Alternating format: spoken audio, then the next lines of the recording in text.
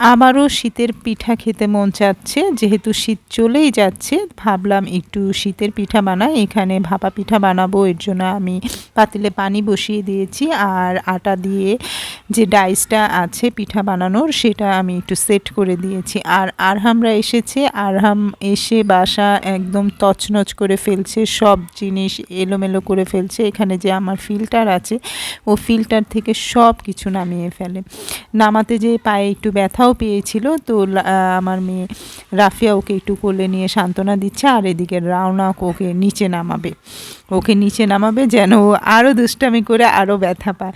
তো যাই হোক, এরা 3 ভাই বোন খুব দুষ্টামি করছে, আর আরহাম ব্যথা পেয়ে কোলেই থাকবে, এদিকে রাওনাক ওকে কোলে নিতেই দিবে না, যে না ও আরও দুষ্টামি করুক, ও ব্যথা পাক, ও এত দুষ্ট হয়েছে কেন। তো সব কিছু মিলে আসলে ওরা 3 ভাই বোন খুবই মজা করছে। আর এদিকে আমি যেহেতু পিঠা বানাবো, মিষ্টি পিঠা, এটা ভাপা পিঠা, আর ভাপা পিঠার সাথে যদি ঝাল না খাই তাহলে কেমন লাগে, একটু ঝাল পিঠাও বানাতে চাচ্ছি। ঝাল পিঠা না, মানে ঝাল চপ, এখানে আলুর চপ বানাবো। তো ভাবলাম যেহেতু মিষ্টি পিঠা খাবে, সাথে আরেকটা ঝাল কোনো কিছু বানাই। তো এখানে আমি আলুর চপ বানাচ্ছি, এটার রেসিপি আমি আপনাদের সাথে হয়তো একদিন শেয়ার করব।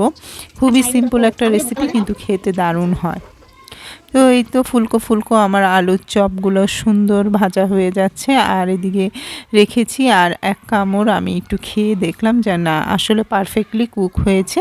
আর এদিকে ওদেরকে প্লেট ভর্তি করে আলুর চপ দিলাম, যে তোমরা রুমে নিয়ে খাও। রাওনাকরা আসলে আসলে আমার মেয়েরা খুবই খুশি হয়, যেহেতু একা একা বাসায় থাকে, ওরা আসলে আসলে অনেক এনজয় করে। আর এরা 3-4 ভাই বোন মিলে এখন টিভি দেখছে। আর টেবিলটা আমি একটু সরিয়ে রেখেছি যাতে করে চলাফেরা করতে একটু সুবিধা হয়, আর বাচ্চারা খেলাধুলা করলে কিন্তু আরাম করে খেলাধুলা করতে পারে। আর এদিকে এই তো আরহামের খাওয়ার সময় হয়ে গিয়েছে, তো আম্মু ওকে ডাল ভাত খাওয়াচ্ছে। আর রেহা এখানে শুয়ে আছে, রেহা মানে রাফিয়ার নামই হচ্ছে রেহা, ও শুয়ে আছে। সবাই যে যার মতো এনজয় করছে, শুয়ে বসে খেলাধুলা করে।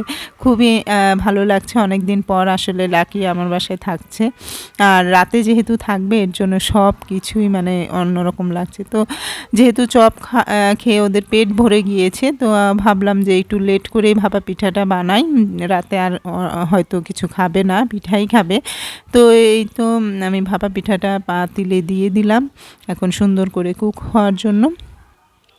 ভাপা পিঠা শীতের সময় বেশি খেলে বেশি মজা লাগে, কিন্তু এখন তো যেহেতু শীত কমে গিয়েছে তো খারাপ লাগেনি, ভালোই লেগেছিল। কিন্তু শীতের সময় সকালবেলা খেতে কিন্তু দারুণ লাগে। তো এই তো বানাচ্ছি, আর এটার প্রসেস তো আপনারা জানেনই সবাই, এটা বলার কিছু নাই ভাপা পিঠা কীভাবে বানাতে হয়। আর এই তো খেয়ে বেঁচে আছে কিছু চপ, আর এই তো পিঠা। তো সব কিছু মিলে আসলে অনেক ভালো লাগলো, অনেক সুন্দর সময় কাটালাম। সবাই ভালো থাকবেন। আমার ভিডিওটি যদি ভালো লেগে থাকে অবশ্যই লাইক কমেন্ট শেয়ার করবেন। আর সবাইকে অসংখ্য ধন্যবাদ, ধৈর্য সহকারে আমার ভিডিওগুলো দেখেন আপনারা। তো আল্লাহ হাফেজ।